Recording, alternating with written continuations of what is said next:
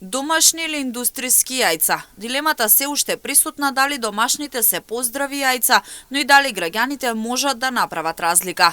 Оние кои чуваат кокошки и произведуваат домашни јајца гласно говорат дека разликите се огромни и дека домашните јајца се многу поздрави во споредба со индустријските. Но од друга страна индустријските, оние кои се нудат по продавниците и маркетите, се поевтини, па често пати граѓаните купуваат токму заради оваа причина. И реалноста го покажува истото.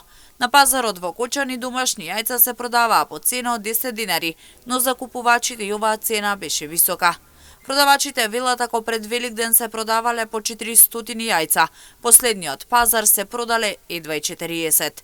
Не е лесно да се произведат, но не е исплатливо бидејќи не се трошат. Јајца продаваме, ама нешто ни идат по 10 динара, тражиме по 9, даваме па неќе да земат.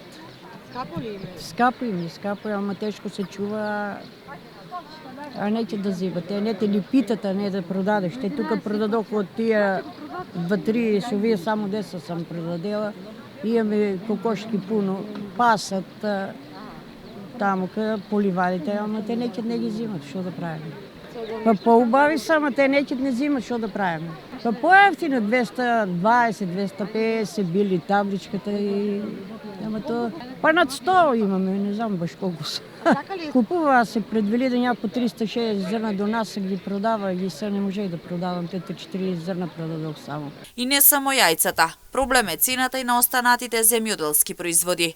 Дел од продавачите вела дека во странските земји е поевтино за разлика од кај нас, а примањата се ниски.